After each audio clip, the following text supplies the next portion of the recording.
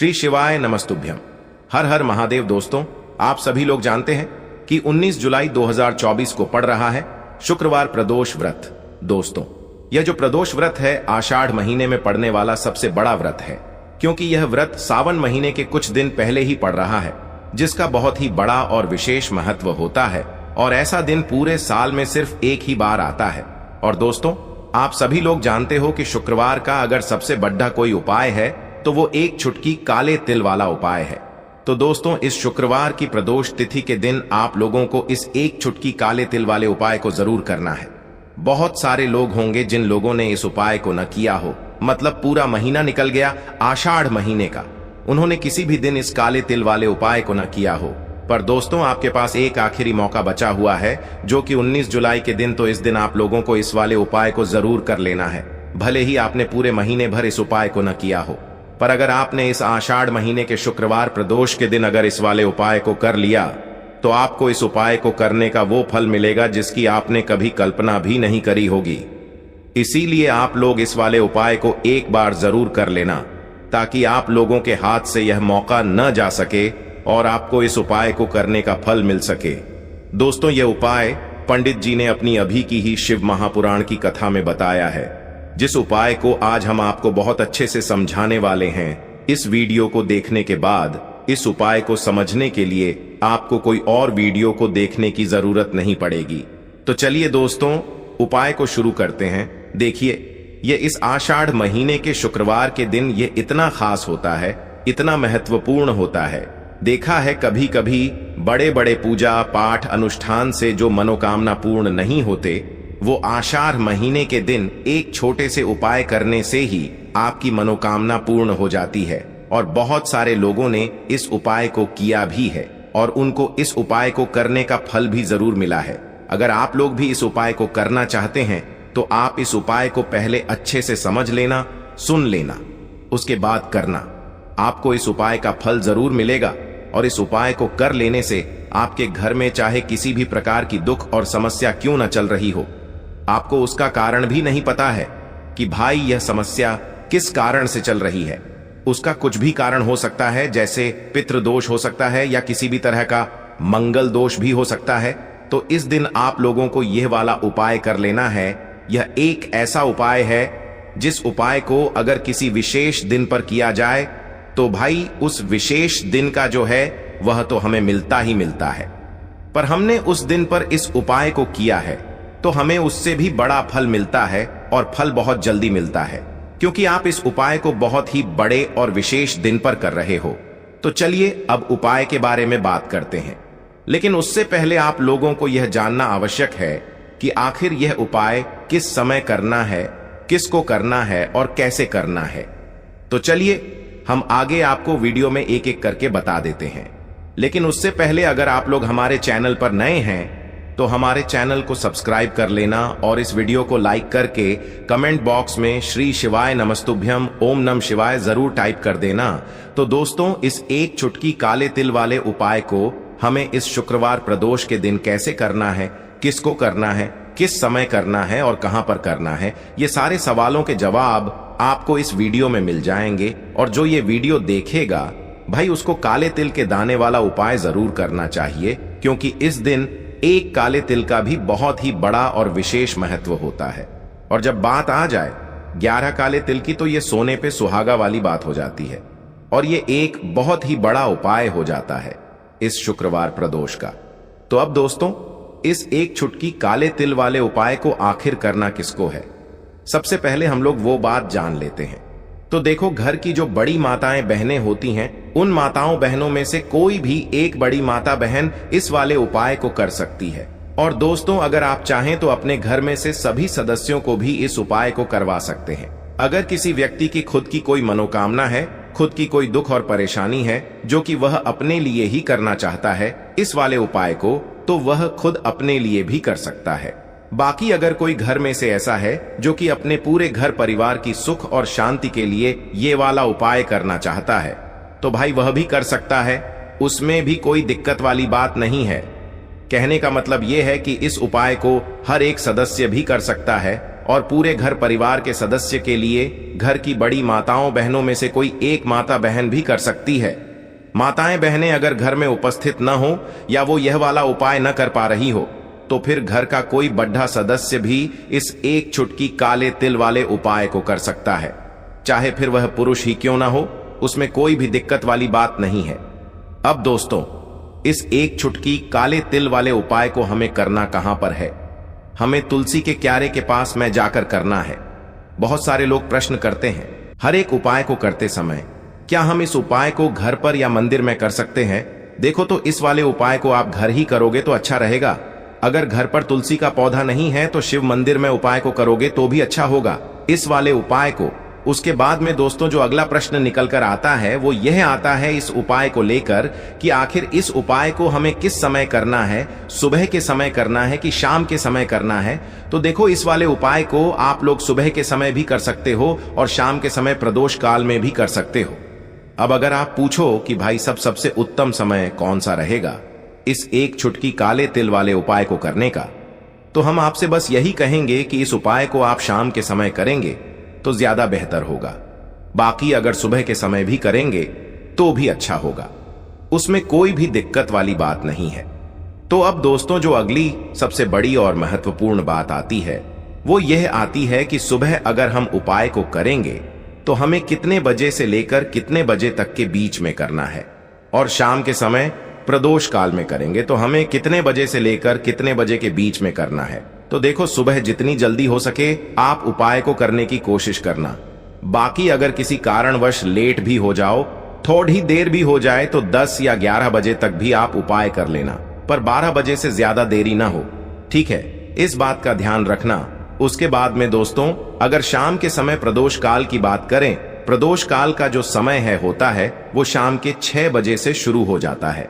मतलब शाम के 6 बजे से लेकर 7 बजे के बीच का जो समय होता है यह समय प्रदोष काल का समय होता है। पर अभी जो मौसम चल रहा है इस मौसम में जो है शाम बहुत देरी से होती है, तो आप इस उपाय को 7 या 8 बजे के बीच में भी कर सकते हो। मतलब शाम के 6 बजे से रात 8 बजे के बीच में आप कभी भी इस वाले उपाय को कर सकते हो, उसमें कोई भी दिक्कत वाली बात नहीं है। परंतु शुक्रवार के दिन कोशिश करना कि समय के अंतर्गत ही कर लो। किसी कारणवश ना कर पाओ तो थोड़ा देरी से भी कर सकते हो, आपको उपाय का फल जरूर मिलेगा। तो चलिए बात करते हैं हमारे पहले उपाय की। देखिए, इस उपाय के लिए आपको 2 दीपक लेने होंगे। दोनों ही दीपक आप मिट्टी के भी ले सकते हैं और दोनों ही दीपक आप शुद्ध आटा मढ़कर उनके भी तैयार कर सकते हैं। अब दोस्तों दोनों ही दीपक के अंदर आपको शुद्ध घी का प्रयोग करना होगा और एक दीपक के अंदर आपको गोल रुई की बाती का प्रयोग करना होगा और एक दीपक के अंदर आपको लंबी बाती का प्रयोग करना होगा। लंबी बाती वाले दीपक के अंदर आप मौली वाला जो धागा आता है कलावा का, उसकी बाती का प्रयोग भी आप लंबी बाती वाले दीपक के अंदर कर सकते हैं। देखिए, 2 दीपक वाला ये चमत्कारी उपाय केवल शुक्रवार की रात्रि में ही किया जाता है, इसीलिए आपको इस उपाय को बहुत ही ध्यान से समझना। इसी के साथ में आपको एक चुटकी काले तिल के दाने लेना है और इसी के साथ में आपको मात्र एक चुटकी हल्दी भी लेनी होगी। अब दोस्तों ये सभी सामग्री लेकर के आपको रात्रि के समय पहुंच जाना है अपने घर में, जहां कहीं भी तुलसी जी का पौधा, तुलसी माता का निवास स्थान है, वहां पर देखिए दोस्तों, सबसे पहले तो आपके पास जो एक गोल बाती का दीपक, उसे आपको तुलसी जी के वहां पर प्रज्वलित करना है। दीपक को प्रज्वलित करते समय आपको ओम नमो भगवते वासुदेवाय इस मंत्र का 11 बार जाप कर लेना है।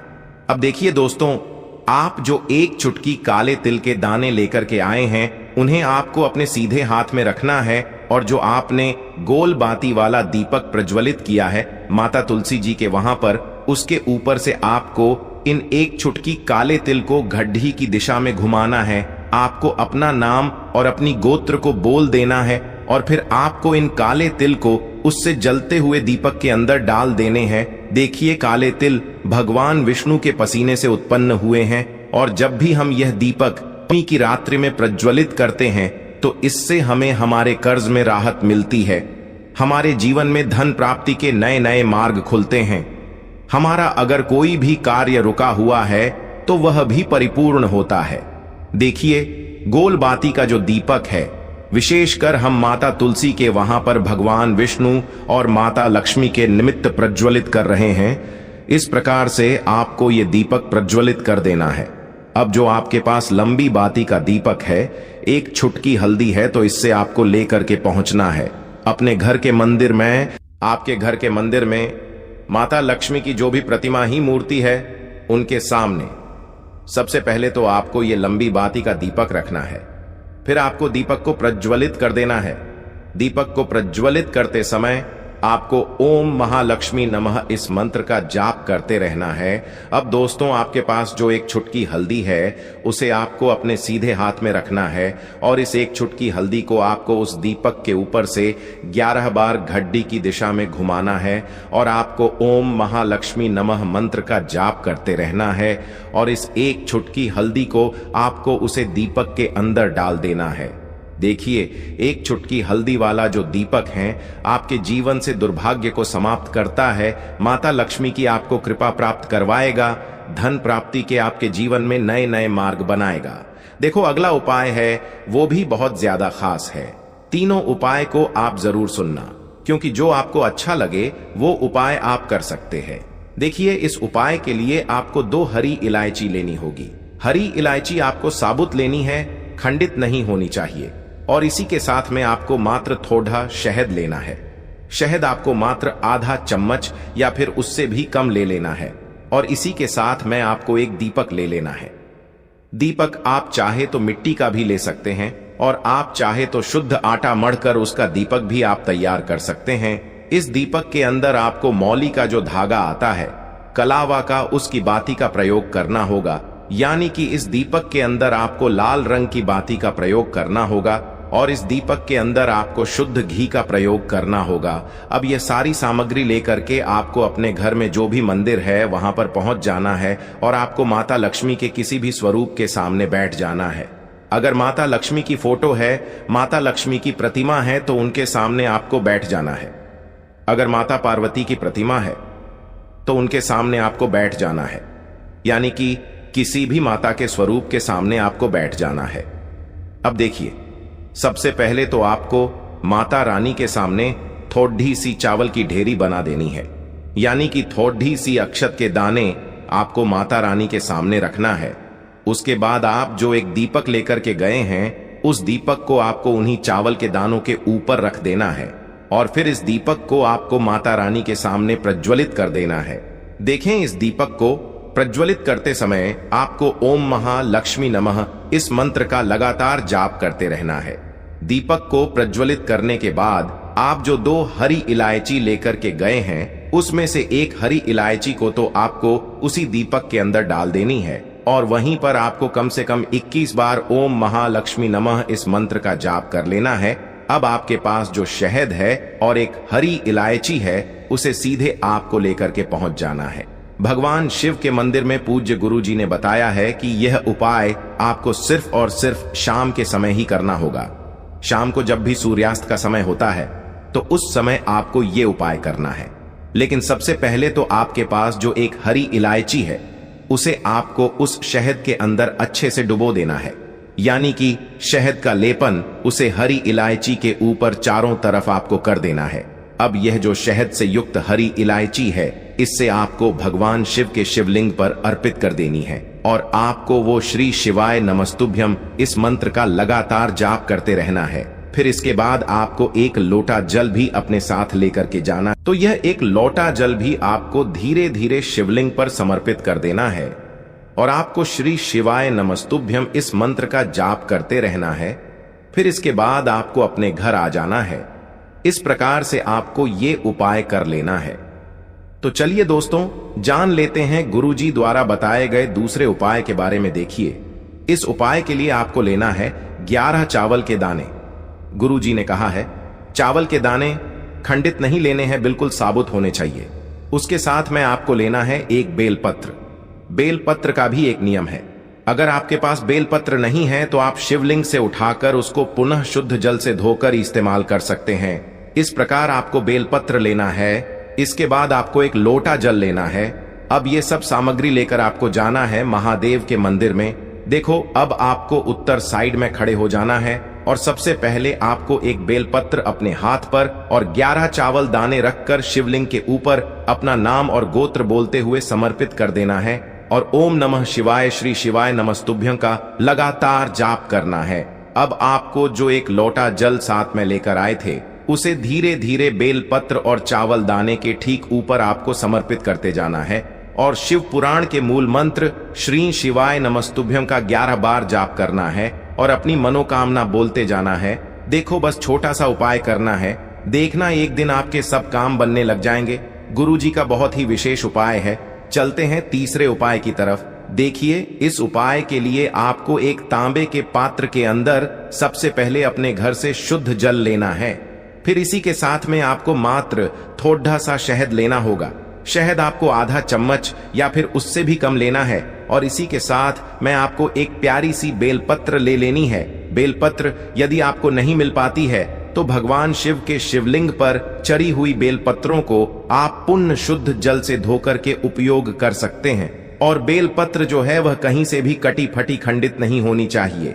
अब ये तीनों सामग्री लेकर के सीधे आपको पहुंच जाना होगा भगवान शिव के मंदिर में। ये उपाय सुबह से लेकर के शाम तक किसी भी समय कर सकते हैं। देखिए, सबसे पहले तो आपके पास जो शहद है उससे आपको अपने सीधे हाथ की छींटी उंगली के जो पास वाली उंगली होती है अनामिका उंगली, उसमें थोड़ा सा शहद आपको लेना है और इससे फिर आपको शिवलिंग पर जहां माता सुंदरी का स्थान होता है वहां पर आपको ओम का निर्माण करना है। लेकिन जलाधारी के बिल्कुल बीच में जो स्थान होता है उससे माता अशोक सुंदरी का स्थान कहते हैं और इसी स्थान पर आपको शहद से ओम का निर्माण करना है।